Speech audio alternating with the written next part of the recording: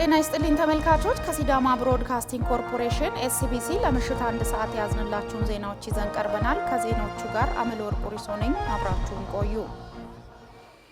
ኢትዮጵያ በየዘመናቱ የሚያጋጥሟትን ፈተናዎች በድል እየተወጣች ሁሌም አሸናፊ ሆና እንድትቀጥል ህብረ ብሔራዊ አንድነቷን ማጠናከር እንደሚገባ የኢፌድሪ ፌዴሬሽን ምክር ቤት አፈ ጉባኤ አቶ አገኘው ተሻገር ገለጹ።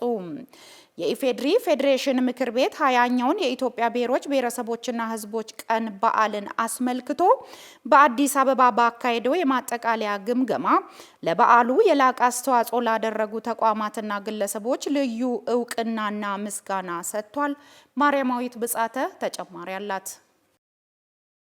መርሃ ግብሩ ላይ ተገኝተው የእውቅና ሰርተፍኬት የሰጡት የኢፌድሪ ፌዴሬሽን ምክር ቤት አፈ ጉባኤ አቶ አገኘው ተሻገር ኢትዮጵያ በየዘመናቱ የሚያጋጥሟትን ፈተናዎች በድል እየተወጣች ሁሌም አሸናፊ ሆና እንድትቀጥል ለማስቻል ህብረ ብሔራዊ አንድነቷን ማጠናከር እንደሚገባት ገልጸዋል። በዓሉ የህዝብ ለህዝብ ትስስር እንዲጠናከር በማድረግ በኩል አይነተኛ ሚና እየተወጣ መሆኑን ጠቁመው በኢትዮጵያውያን ዘንድ ህብረ ብሔራዊ አንድነት እየጎለበተ እንዲመጣ ማስቻሉንም አብራርተዋል። ኢትዮጵያውያን በህብረት እውን ያደረጉት ታላቁ የኢትዮጵያ ህዳሴ ግድብን ጨምሮ ታላላቅ ሀገራዊ ፕሮጀክቶች በተከናወኑበት ማግስት የተከበረው የብሔር ብሔረሰቦችና ህዝቦች በዓል ልዩ የሚያደርጉት ነገሮች መኖራቸውን አፈ ጉባኤው አቶ አገኘው ተሻገር ተናግረዋል። አፈ ጉባኤው አክለውም በተለይም የክልሎች ራስን በራስ የማስተዳደር መብት እውን በሆነባት የለውጡ ፍሬ የሆነችው የማዕከላዊ ኢትዮጵያ ክልል በዓሉ መካሄዱን ጠቅሰው በዓሉ በተለይም ባለፉት 7 ዓመታት ሲከበር የቆየበት መንገድ እውነተኛ ፌዴራል ስርዓት ማሳያ መሆኑን ጠቁመዋል። የኢትዮጵያ ብሔሮች ብሔረሰቦችና ህዝቦች በዓል በድምቀት እንዲከበር የሀገሪቱን ገጽታ ለዓለም በደመቀ መልኩ የማሳየቱን ስራ በመስራት አስተዋጽኦ ያበረከቱ አካላትን ያመሰገኑት አቶ አገኘው በተለይ የሀገሪቱ መገናኛ ብዙሃን በብዙ መልኩ ከፍተኛ አሻራቸውን ማኖራቸውን ጠቁመዋል። በእውቅናና ሽልማት አሰጣጥ ስነ ስርዓቱ ላይ የሁሉም ክልል አፈ ጉባኤዎች፣ የምክር ቤት አባላትና የሚዲያ ከፍተኛ ኃላፊዎች ተገኝተዋል። 20ኛው የኢትዮጵያ ብሔሮች ብሔረሰቦችና ህዝቦች ቀን በዓል በኢፌድሪ ፌዴሬሽን ምክር ቤት አስተባባሪነትና በማዕከላዊ ኢትዮጵያ አዘጋጅነት ዲሞክራሲያዊ መግባባት ለህብረ ብሔራዊ አንድነት በሚል መሪ ቃል በሀገር አቀፍ ደረጃ በሆሳዕና ከተማ መከበሩ ይታወቃል። መረጃው የአዲስ ሚዲያ ኔትወርክና የኢትዮጵያ ዜና አገልግሎት ነው። 7ኛው ጠቅላላ ምርጫ ያለ ጸጥታ ችግር እንዲጠናቀቅ በቂ ዝግጅት ተደርጓል አሉ የብልጽግና ፓርቲ ምክትል ፕሬዝዳንትና የፓርቲው ዋና ጽህፈት ቤት ኃላፊ አቶ አደም ፋራ። የብልጽግና ፓርቲ የ2018 በጀት ዓመት የ6 ወራት ስራዎች አፈጻጸም ግምገማ መድረክም አካሂዷል። ጽዮን ዮናስ ተጨማሪ አላት። እንደ ገዢ ፓርቲ 7ኛው ጠቅላላ ምርጫ ስኬታማ እንዲሆንና ያለ ጸጥታ ችግር እንዲጠናቀቅ በቂ ዝግጅት መደረጉን የብልጽግና ፓርቲ ምክትል ፕሬዝዳንትና የፓርቲው ዋና ጽህፈት ቤት ኃላፊ አቶ አደም ፋራህ ገልጸዋል። በሁሉም የምርጫ ክልሎች ያለው የሰላም ሁኔታ ተገምግሞ ምርጫ ለማከናወን የሚያስችሉ የሰላምና ጸጥታ ስራዎች እየተሰሩ ነው በማለት ገልጸው ፓርቲው በምርጫው በብቃት ለመሳተፍ መዘጋጀቱንም ተናግረዋል። ባለፉት 6 ወራት በተከናወኑ የፓርቲ ስራዎች በርካታ ውጤቶች መመዝገባቸውንና ተሞክሮ የተወሰደባቸው መሆኑንም ጠቁመዋል። የልማት ስራዎችን የህዝብን ተጠቃሚነት ባረጋገጠ መንገድ በመምራት ዘላቂ ሰላም ለማረጋገጥ የተደረጉ ጥረቶች ተስፋ ሰጪ ውጤት እንዳስመዘገቡም ተናግረዋል። የፓርቲው ኢኒሼቲቮችና ሰው ተኮር ስራዎች አፈጻጸም የተሻለ ውጤት ማስመዝገባቸውን ገልጸው በዚህም በየአካባቢው ያሉ እምቅ አቅሞችን ለይቶ በመጠቀም ለሀገር ኢኮኖሚ አስተዋጽኦ ያበረከቱ ስኬቶችም ተመዝግበዋል ነው ያሉት። የህዝብ ለህዝብ ግንኙነትን በማጠናከር ህብረ ብሔራዊ ወንድማማችነትና እህትማማችነት ትርክት እንዲጎለብት በማድረግ ሀገራዊ አንድነት እንዲጠናከር መደረጉን መግለጻቸውን የፓርቲው መረጃ አመላክቷል። የፓርቲው እሳቤዎችን በአግባቡ የተረዳ አመራር ለመፍጠር በተደረገ ጥረት የአመራር ብቃትን ማሳደግና የፓርቲ አደረጃጀትና አሰራርን ማጠናከር ተችሏልም ብለዋል። የትርክት የበላይነት ለማስረጽ በሚዲያና ኮሚኒኬሽን የተሰሩ ተግባራት በርካታ ስኬቶችን በማስመዝገብ የህዝብ ቅቡልነትን ማሳደግ መቻሉንም አስገንዝበዋል። መረጃው የፋና ብሮድካስቲንግ ኮርፖሬሽን ነው። በኢንቨስትመንት ዘርፍ የተፈጠረው ምቹ መደላድል በቴክኖሎጂ አጠቃቀማቸው ከፍ ያሉ ኢንዱስትሪዎችን እየሳበ መሆኑ ተገለጸ። መንግስት በኢንቨስትመንት ዘርፍ የፈጠረው ምቹ መደላድል ከፍተኛ የውጭ ምንዛሬ የሚያስገኙና በቴክኖሎጂ አጠቃቀማቸው ከፍ ያሉ ኢንዱስትሪዎች ወደ ሀገር ውስጥ እንዲገቡ አቅም እየፈጠረ መሆኑንም የኢንዱስትሪ ሚኒስተር መላኩ አለበል ገልጸዋል። ዝርዝሩ በሚካኤል ውገሞ ይቀርባል። አቶ መላኩ አለበል በትላንትናው ዕለት የህዋጂያን ዓለም አቀፍ ቀላል ኢንዱስትሪ ልዩ ኢኮኖሚ ዞንን የስራ እንቅስቃሴ ተዘዋውረው ጎብኝተዋል።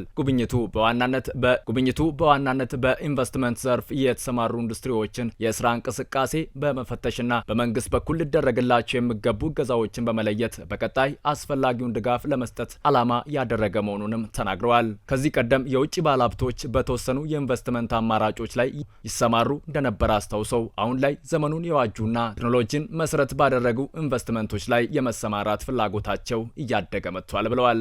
የኢትዮጵያ መንግስት ኢንቨስትመንትን የሚያበረታታ ፖሊሲ ተግባራዊ ማድረጉ፣ የኤሌክትሪክ ኃይል አቅርቦት መሻሻሉ፣ የሰለጠነ የሰው ኃይል በዘርፉ ላይ መሰማራቱ ለፍላጎቱ ማደግ መሰረት መጣሉን አንስተዋል። በዚህም ኢትዮጵያ ከኢንቨስትመንት የምታገኘው የውጭ ምንዛሪ እያደገ መምጣቱንም ጠቅሰዋል። በዚህ ረገድ በቅርቡ በሐዋሳ ኢንዱስትሪ ፓርክ ስራ የጀመረው ቶዮ ሶላር ፋብሪካ በ6 ወራት ብቻ $55 ሚሊዮን የውጭ ምንዛሬ ማስገኘቱን በአብነት አስታውሰዋል። ዲጂታል ኢትዮጵያ 2030 ስትራቴጂ ለማኒፋክቸሪንግ ዘርፍ መልካም እድል ይዞ መምጣቱንም ሚኒስትሩ አስታውቀዋል። ስትራቴጂው ኢንዱስትሪዎች ዘመኑን የዋጀ ቴክኖሎጂ በመጠቀም የማምረት አቅማቸውን እንዲያሳድጉ፣ የምርት ጥራትን እንዲያረጋግጡና በዓለም አቀፍ ገበያ ያላቸው ተወዳዳሪነትና ተደራሽነት ወደ ላቀ ደረጃ እንዲሸጋገር ያስችላል ብለዋል። ፋብሪካዎቹ በዲጂታል ቴክኖሎጂ በመታገዝ ስራቸውን እንዲያከናወኑ ለዘርፉ ተዋናዮች ስልጠና እየተሰጠ መሆኑንም አመልክተዋል። የህዋጂያን ልዩ የኢኮኖሚ ዞን ምክትል ፕሬዝዳንት አምባሳደር ተፈሪ መለሰ በበኩላቸው ባለፉት 6 ወራት በልዩ ኢኮኖሚ ዞን ሶላር ሴል የሚያመርት ኩባንያ ወደ ስራ መግባቱንም ተናግረዋል። ኩባንያው ስራውን በ2 ምዕራፎች እንደሚያከናውን ጠቅሶ በመጀመሪያው ምዕራፍ የሶላር ሴሎችን በማምረትና ለአሜሪካ ገበያ በማቅረብ $100 ሚሊዮን ገቢ ለማግኘት አቅዶ እየሰራ እንደሚገኝም አስታውቋል።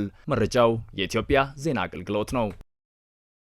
የሲዳሙ አፎ እንደ ትምህርትና ምርምር መስክ መሰጠቱ ቋንቋውን ለማሳደግና ባህልን ለማስተዋወቅ ብሎም የአካባቢ እውቀትን ለማጠናከር አዲስ መንገድ የከፈተ መሆኑ ተገለጸ። ሲዳሙ አፎ በዩኒቨርሲቲ ደረጃ መሰጠቱ ቋንቋና ባህልን ለማሳደግ አስተዋጽኦ የላቀ እንደሆነም ተገልጿል። ቆንጂት አየለ ዝርዝር አላት። በሐዋሳ ዩኒቨርሲቲ የሲዳሙ አፎና ስነ ጽሁፍ ትምህርት ክፍል ተመራማሪና መምህር የሆኑት አቶ ጴጥሮስ ቲቦ በሐዋሳ ዩኒቨርሲቲ የሲዳሙ አፎ ትምህርት በ2004 ዓ.ም በክረምት ትምህርት መርሃ ግብር መጀመሩን ገልጸው መርሃ ግብሩ ከተጀመረ በኋላ በቋንቋው እድገት ላይ ጉልህ ድርሻ መወጣቱን ገልጸዋል። ሲዳሙ አፎ በዚህ ዩኒቨርሲቲ ውስጥ እንደ ማስተማሪያ ዲፓርትመንት እንደ ቋንቋ ማስተማሪያ ሲቋቋም በዲፓርትመንት ደረጃ አልነበረም የተቋቋመው። በላንጉዌጅ ስተዲስ በሚባለው ስር በስኩል ኦፍ ላንጉዌጅ ስተዲስ ስር አንድ ፕሮግራም ሆኖ ነበር የተቋቋመው። 2004 ክረምት ነው የተጀመረው። 2004 ክረምት በክረምት ተማሪዎች ነው የጀመረው እና ያኔ እንግዲህ ሲጀመር ምንም አይነት ሪሶርስ በዲግሪ ደረጃ ለማስጀመር የሚያስችል በቂ ግብዓት ባልነበረበት ሁኔታ ነበር የጀመረውና ካሪኩለም ተቀርጾ ካሪኩለሙ ኢንተርናሊም ኤክስተርናሊም ሪቪው ከተደረገ በኋላ ነበር እንዲጀመር የተደረገው።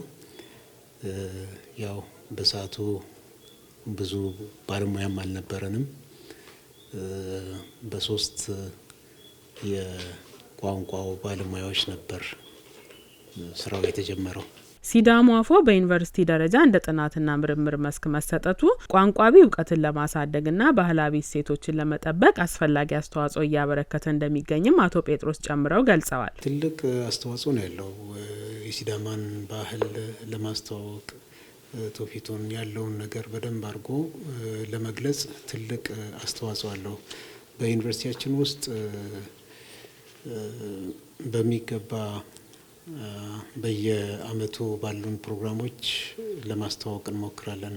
በተለይ በፊቼ ጨምበላላ ፕሮግራሞች በደንብ አድርገን ነው ቋንቋችንን ባህላችንን የምናስተዋውቀው። እዚሁ ግቢ ውስጥ ስለሚከበር ማለት ነው። ግቢ ውስጥ ይከበራል በየአመቱ እና ይሄ ትልቅ እድል ፈጥሮልናል።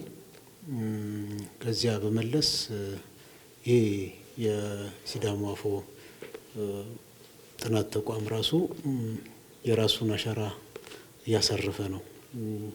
አሁን እዚህ ውስጥ የምናያቸው ባህላዊ መገልገያ እቃዎች ራሳቸው ማህበረሰቡ ምን ነገሮችን እየተጠቀመ እዚህ እንደደረሰ የሚያሳዩ ናቸውና በሐዋሳ ዩኒቨርሲቲ የሲዳሞ አፎ ትምህርት ክፍል መምህር የሆኑት አቶ አስማማው ደምሴ በበኩላቸው በመማሪያ መጽሐፍ ዝግጅት ላይ ከክልል ትምህርት ቢሮ ጋር ተቀናጅቶ መሰራቱ ለዘርፉ መነቃቃት ጉልህ ድርሻ እንዳለው አንስተዋል። በተጨማሪም በሲዳሞ አፎ የሚዘጋጁ መጽሐፍት የአፈ ታሪኮች፣ ተረቶች፣ ግጥሞችና ባህላዊ እውቀቶችን በጽሁፍ ተሰንደው እንዲቀመጡ በትኩረት እየተሰራ መሆኑን አቶ አስማማው ጠቁመዋል። እያንዳንዱ የክልሉ ትምህርት ቢሮ የሚያደርጋቸው እንቅስቃሴዎች ከኛ ትምህርት ክፍል ውጪ የሚሆን ነገር የለም።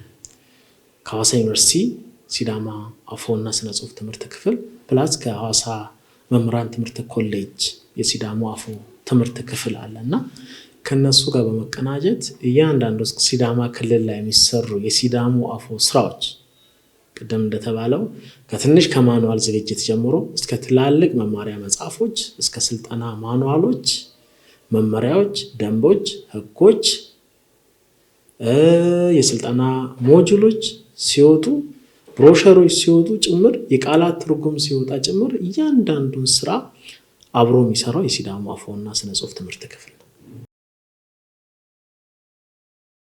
ለሀገሪቱ የኢኮኖሚ እድገትና ለውጥ የግብርናው ዘርፍ ሚና ላቅ ያለ በመሆኑ በልዩ ትኩረት እየሰራ መሆኑን ሰሜናዊ ሲዳማ ዞን አስታወቀ። ዞኑ ከስነ ምግብ ስርዓት ፕሮግራም ኤፍኤስአርፒ ጋር ዘርፉን ለማዘመን በሚያስችሉ ጉዳዮች ላይ ከሚመለከታቸው አካላት ጋር ውይይት አድርጓል። ዝርዝሩ እንደሚከተለው ይቀርባል።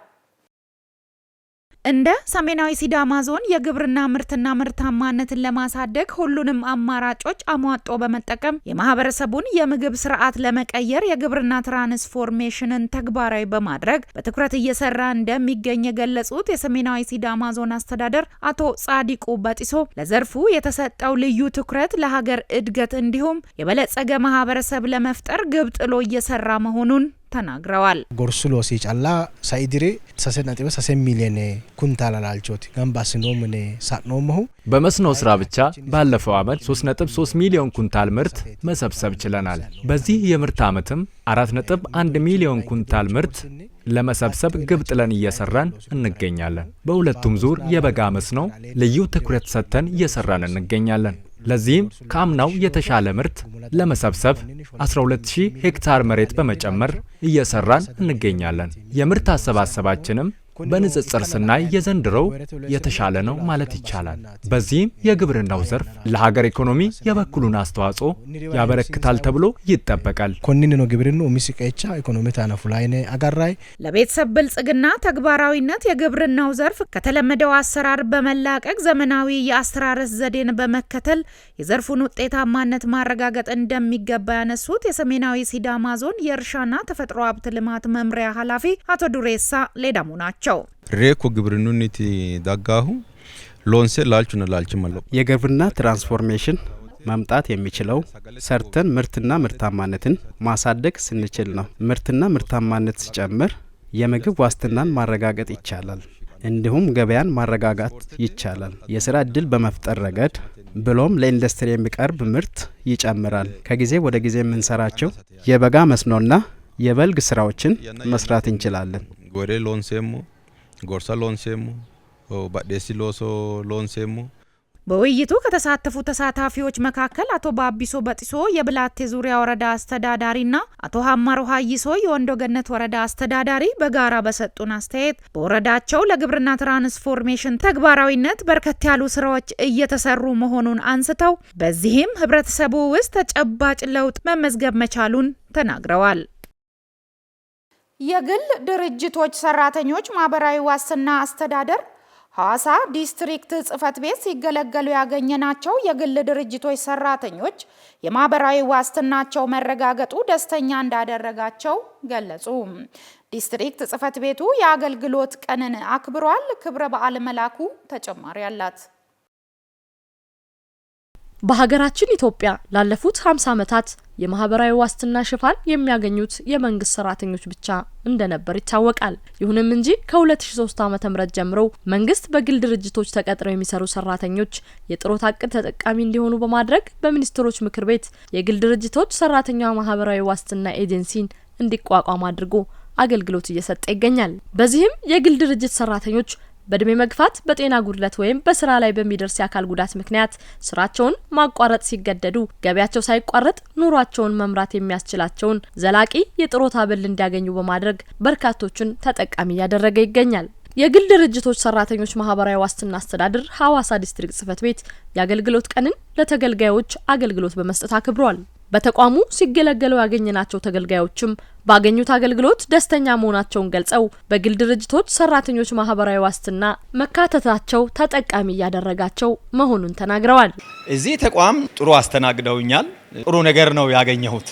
እኔ ተጠቃሚ ነኝ። የተሻለ መጀመሪያ በመንግስት ድርጅት ሰርቼ ጡረታ በ55 ዓመት ከወጣሁ በኋላ እስከ 60 ዓመት እንደገና ተጨማሪ የጡረታ አበል በመክፈል የተሻለ ጥቅም አግኝቼበታለሁ። ጥሩ ነው። የግል ድርጅት እንደውም ከዚህ በፊት እኛም ምን ይጠቅመናል ቢያንስ የራሳችንን አማራጭ ፈልገን ምናምን የሚባል ነገር ነበረና አሁን ደግሞ የለፋበትን ከራሱም ከድርጅቱም የተቆረጠ ገንዘብ ዝም ብሎ በከንቱ እንደማይጠፋ ተረድቻለሁ። በአሁኑ ሰዓት በዲስትሪክቱ ከ1700 በላይ ጥሮተኞች መኖራቸውን የተናገሩት የሐዋሳ ዲስትሪክት ጽህፈት ቤት ኃላፊ አቶ እንዳለ ጎበና ኤጀንሲው በግል ድርጅቶች ውስጥ ለሚሰሩ ሰራተኞች ፋይዳው ትልቅ መሆኑን ተናግረዋል። ዛሬ ጉልበት ስላለኝ እሰራለሁ፣ ነገ በደክም እድሜ በገፋ ጤና ባጣ በሞቲቭን ማዋስትና ሽፋንን ጡረታ መዋጮ እስከ ከፈልኩና የዚህ አቅዳ ባል እስከሆንኩ ድረስ የጡረታ አበል አገኛለሁ የሚል እምነት በሰራተኛ ውስጥ በከፍተኛ ደረጃ እያደገ መጥቷል። በተጨባጭም በአሁኑ ሰዓት ከ1700 በላይ የሚሆኑ ጡረተኞች በዲስትሪክታችን ውስጥ ይገኛሉ። እንግዲህ እነዚህ ዘላቂ ጡረታ አበል የሚያገኙ ናቸው። የሞቱ ዋና ባለመብቶችም እንኳን ቢኖሩ ለተተኪዎቻቸው ዘላቂ ጡረታ አበል ለሚስት፣ ለባል፣ ለልጆች፣ ለእናት፣ ለአባት የሚከፈልበት የአሰራር ስርዓት ነው ያለውና ሚኒመም የሆነው የጡረታ ክፍያችን ከ4125 ብር በላይ ነው የምንከፍለው። ስለዚህ ሰራተኛው በግል ድርጅት ውስጥ ከዛ ያነሰ ደሞዝ እንኳን ሲያገኝ ቆይቶ ይበልጥ ተጠቃሚ እያደረግን ያለነው ሁኔታ ነው ያለው። አክለውም ማህበራዊ ዋስትና ለዜጎች የተሰጠ መብት ነው ያሉት የዲስትሪክቱ ኃላፊ የግል ድርጅቶችና የሚመለከታቸው የመንግስት ኃላፊዎች ይህንን መብት የማስከበር ኃላፊነታቸውን ሊወጡ ይገባልም ብለዋል። የግሉ ክፍለ ኢኮኖሚ እያደገ ከመሆኑ ጋር ተያይዞ በርካታ አዳዲስ የግል ድርጅቶች ወደ ገበያ እየገቡ አሉ። እነዚህም ቢሆን መገንዘብ ያለባቸው ነገር ምንድነው? ማህበራዊ ዋስትና ለዜጎች የተሰጠ መብት ነው። አሰሪ ድርጅት ከተጣለበት ግዴታ አንዱ ከሰራተኛው ላይ የጡረታ መዋጮ በአግባቡ ቆርጦ ለጡረታ ፈንድ የመክፈል ከዚሁ ጋር ደግሞ ሰራተኛውን በአግባቡ የማስመዝገብ ሌሎች አስተዳደራዊ ለአበል ውሳኔ የሚያስፈልጉ መረጃዎችን በወቅቱ አደራጅቶ የመላክ ስራዎችን መስራት አለበት። እንግዲህ ድርጅቱ ይህንን ማድረግ ካልቻለ፣ ሰራተኛውን ካላስመዘገበ፣ ድርጅቱን ካላስመዘገበ፣ የጡረታ መዋጮ በአግባቡ ካልከፈለ አዋጁ አስገዳጅ ሁኔታ ሁሉ አስቀምጧል። አስገዳጅ ሁኔታ በህግ የተቀመጡትን አስገዳጅ ሁኔታዎች በመጠቀም ይህንኑ ስራ እንድናስፈጽም ኃላፊነት ለኛም ለገቢዎች ቢሮም ተሰጥቷልና ይሄ ደግሞ የራሱ እንትን አለው። አስገዳጅ ማለት በአሰሪው ድርጅት ላይ የሚያመጣው ትልቅ ተጽዕኖ አለና ወደዛ ከመገባቱ በፊት አሰሪ ድርጅቶች አሁንም ያልተመዘገቡ ድርጅቶች አሉ፣ ሰራተኞቻቸውን ያላስመዘገቡ ድርጅቶች አሉ። እነዚህ ድርጅቶች በአፋጣኝ ድርጅታቸውና ሰራተኛቸውን እንዲያስመዘግቡ፣ የጡረታ መዋጮ በአግባቡ እንዲከፍሉ፣ በዚህ አግባብ ይህንኑ ኃላፊነታቸውን ቢወጡ እንግዲህ የመንግስትም ገቢም ጭምር ነው። መንግስት ዛሬ ለኢንቨስትመንት የሚጠቀመው ከዚህ ገንዘብ ነው። ይሄ የጡረታ መዋጮ የሚሰበሰበው ገንዘብ ለጡረተኞች የጡረታ አበል ክፍያ ብቻ አይደለም የሚውለው። መንግስት ለተለያዩ እንትኖች በትሬጀሪ ቢል፣ በግምጃ ቤት ሰነድ፣ በቦንድ፣ በተለያዩ ነገሮች ይህንን በብድር መልክ የሚወስድበት ሁኔታ ስላለም የመንግስትን የበጀት ዲፊሲት በከፍተኛ ደረጃ የሚደግፍ ተቋም እንደመሆኑ መጠን የመንግስት አካላትም ይህን ማስፈጸም ኃላፊነት የተሰጣቸው እነ ገቢዎች ቢሮ፣ የንግድ ቢሮ፣ ትራንስፖርት፣ ሌሎች የመንግስት አካላት ይህንኑ ከኛ ጋር እጅና ጓንት ሆነው እንግዲህ ተባብረው እንዲሰሩ ነው ጥሬን ማቀርበው። የሐዋሳ ቅርንጫፍ ጽህፈት ቤት ኃላፊ አቶ ደሳለኝ ወልዴ በበኩላቸው ተቋሙ አገልግሎቱን ዘመናዊና ቀልጣፋ በማድረግ በርካታ ስራዎችን እየሰራ ስለመሆኑ ተናግረዋል። በርካታ ፋይሎችና መረጃዎች ያለበት ተቋም ነው። እነዚህ መረጃዎች በዲጂታል መረጃን በማድረግ ዘመናዊ ቴክኖሎጂን በመጠቀም አገልግሎትን የበለጠ ቀልጣፋና ምቹ ለማድረግ በርካታ ስራዎች ብዙ ከፍተኛ ወጪ ወጥቶ እየተሰራ ነው ያለው። ሶፍትዌሮችን በማልማት ከተቋሙ አሰራርና አገልግሎት አሰጣጥ ጋር በሚሳለጥ መንገድ ከዚህ በፊት የነበረው የሲስተም ደረጃ ካፓሲቲው በጣም እያነሰ ሲመጣ አሁን በበለጠ ዘመናዊ ጊዜው የሚጠይቀውን ቴክኖሎጂ በመጠቀም የተሻለ መረጃ አያያዝ፣ የተሻለ አገልግሎት አሰጣጥ ለመስጠት በተቋም ደረጃ በአጭር ጊዜ ውስጥ በዚህ አመት መጨረሻ ተግባራዊ ይሆናል ተብሎ አዲስ ሲስተሞችና የቴክኖሎጂ ግብአቶች ተጠቅሞ የሚለማበት ሁኔታ ነው ያለው።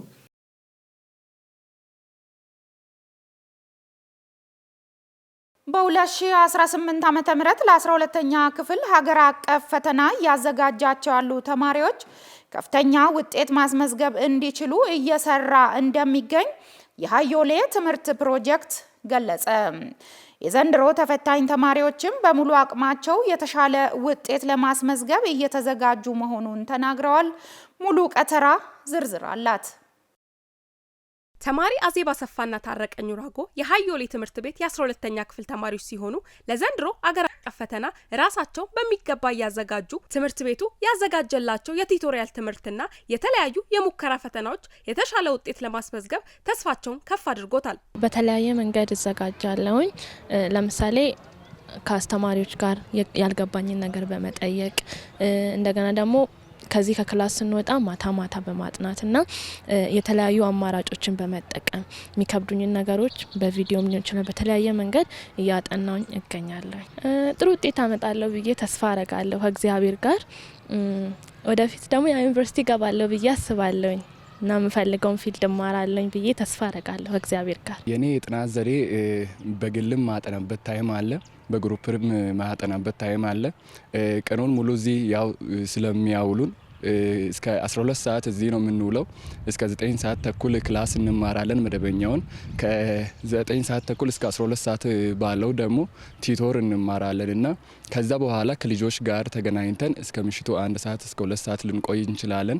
ከዛ በኋላ ከምሽቱ 3 ሰዓት እስከ 7 ባለው ግን ኢንዲቪጁዋል ቤቴ ነው ማነበው። ያው ምክንያቱም ከዛ በኋላ ልጆችን የምናገኝበት ታይም ስለሌለ እኔ ኮሚኒቲ ተማሪም ስለሆንኩ በግሌ ነው ማነበው እና በሁለቱንም ነው ማስኬደው። ትምህርት ቤቱ ቲቶር ይሰጠናል ከ9 ሰዓት ተኩል ጀምሮ እስከ 12 ሰዓት ባለው ቲቶር ይሰጠናል። ከዛም በተጨማሪ ደግሞ በጣም ምርጥ አስተማሪዎች አሉን፣ በጣም ነው የምንወዳቸው። እነሱ ደግሞ ቤት ሄደው ነው አይለቁንም። በቴሌግራም በኩል ኖቶችን፣ ጥያቄዎችን፣ ሾርት ኖቶችን፣ የተለያዩ ነገሮችን በመስጠት ይደግፉናል።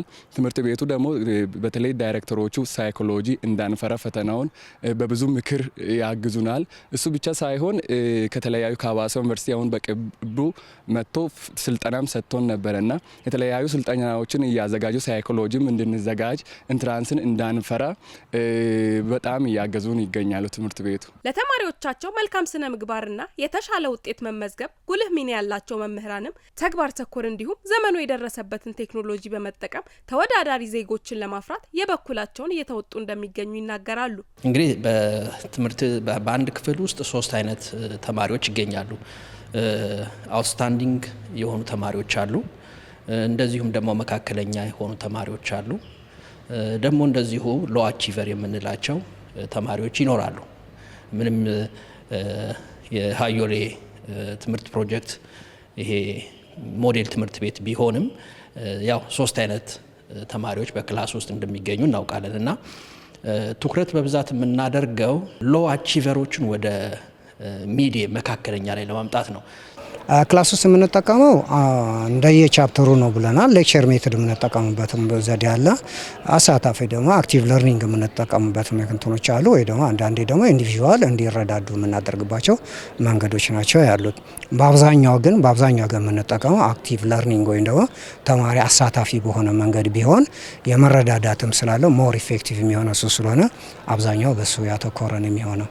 የሀዮሌ ትምህርት ፕሮጀክት ለ2018 ዓ.ም ለ12ኛ ክፍል ሀገር አቀፍ ፈተና እያዘጋጃቸው ያሉ ተማሪዎች ከፍተኛ ውጤት ማስመዝገብ እንዲችሉ በትኩረት እየሰራ እንደሚገኝ የተናገሩት የፕሮጀክቱ ስራ አስኪያጅ አቶ ሽመልስ አየለ ናቸው። ልክ መስከረም 5 ትምህርት ጀምረናል እንደ ተቋም መስከረምን ተምረው እንደጨረሱ ልክ ጥቅምት የመጀመሪያ ሳምንት ጀምረን ለነሱ የተለየ ቲዩቶሪያል ድጋፍ እየሰጠን ነው። እስካሁን የቲዩቶሪያል ድጋፍ እየተሰጠ ነው። በተጨማሪ ከ9ኛ ከ10ኛ ከ11ኛ የሚማሩ ትምህርቶች እየተጠቀሙ ሞዴል ፈተናዎች እየተዘጋጁ ሞዴል ፈተናዎችን እየተፈተኑ እየሄዱ ያለበት ሂደት ነው። እርስ በርስ የመረዳዳት እርስ በርስ የመተጋገዝ እርስ በርስ የመደጋገብ አንዱ ለአንዱ ድጋፍ የሚሆንበትን ስልት ቀይሰን ተማሪዎቻችን አቅም ፈጥሮ ውጤታማ የሚሆኑበትን ስልት ዘርግተን እየሄድን ነው። በዛ ብቻ አላበቃንም። ተሞክሮ ተለዋውጠናል። የተለያዩ ትምህርት ቤቶች ግል ትምህርት ቤቶች ላይ ሄደን 100% ያሳለፉ ትምህርት ቤቶች አሉ። እዛም ጋር ያለው ሁኔታ ምን ይመስላል የሚለውንም እያየን እኛ ጋር ካለው ሁኔታ ጋር እያስተሳሰርን እያዛመድን እኛ ጋር የተሻሉትን እነሱ እየወሰዱ እነሱ ጋር ያለውን ደግሞ እኛ እየወሰድን ተማሪዎቻችን ውጤታማ የሚሆኑበትን ስልት ቀይሰን አምናና ካቻምና ካለው ውጤት የተሻለ ውጤት ለማምጣት ከሚመለከታቸው ባለድርሻ አካላት ጋር ተደጋግፈን እየሰራን ያለንበት ሂደት ያለ ነው።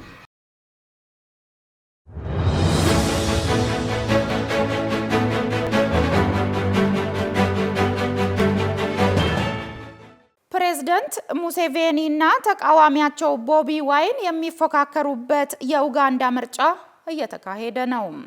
ኡጋንዳውያን ለ40 ዓመታት የዘለቀ ስልጣናቸውን ለማስቀጠል እየጣሩ ያሉትን ፕሬዝዳንት ዩዌሪ ሙሴቬኒንና ተቃዋሚያቸው የቀድሞው የፖፕ ሙዚቀኛ ቦቢ ዋይን ለተፋጠጡበት ምርጫ ዛሬ ድምጻቸውን እየሰጡ ነው።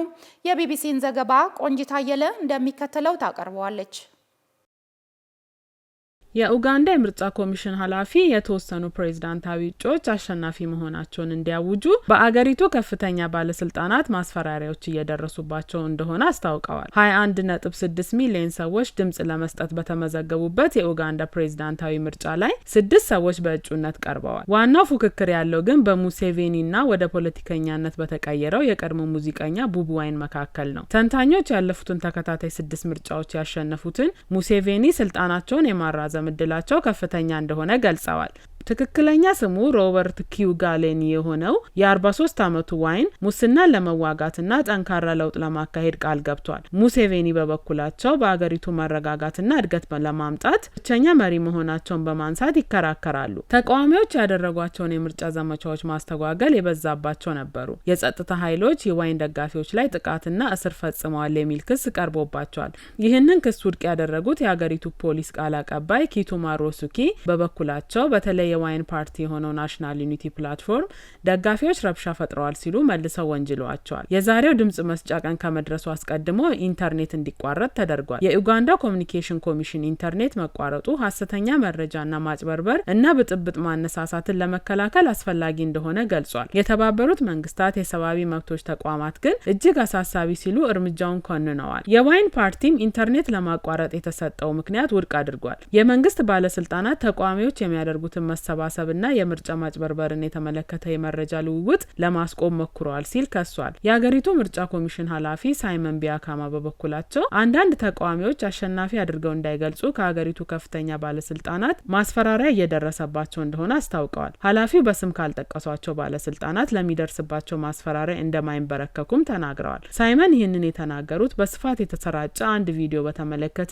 ከቢቢሲ ለቀረበላቸው ጥያቄ ምላሽ ሲሰጡ ነው። ቪዲዮ ላይ የፕሬዝዳንት ሙሴቬኒ ልዩ ረዳት የሆኑ ግለሰብ ተቃዋሚው ቦቢ ዋይን ቢያሸንፍ እንኳን ምርጫ ኮሚሽን አሸናፊነቱን እንደማያውጅ ሲናገሩ ይታያሉ። ኃላፊው አንዳንድ ሰዎች እገሌን ፕሬዝዳንት አድርጋ የማታውጅ ከሆነ ታያለህ ይላሉ።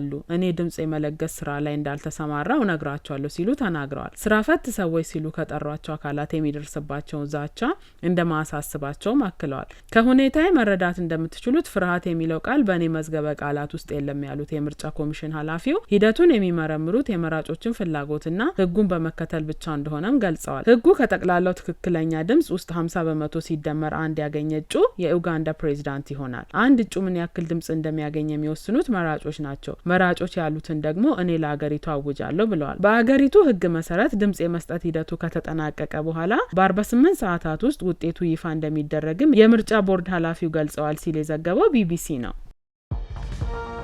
ተመልካቾች ከሲዳማ ብሮድካስቲንግ ኮርፖሬሽን ኤስቢሲ ለምሽት 1 ሰዓት ያዝንላችሁ ዜናዎች እነዚህን ይመስሉ ነበር። ከዜናዎቹ ጋር አመለወርቅ ቁሪሶ ቆይታ አደረኩኝ። ከቀሪ የጣቢያችን ዝግጅቶች ጋር መልካም ምሽት።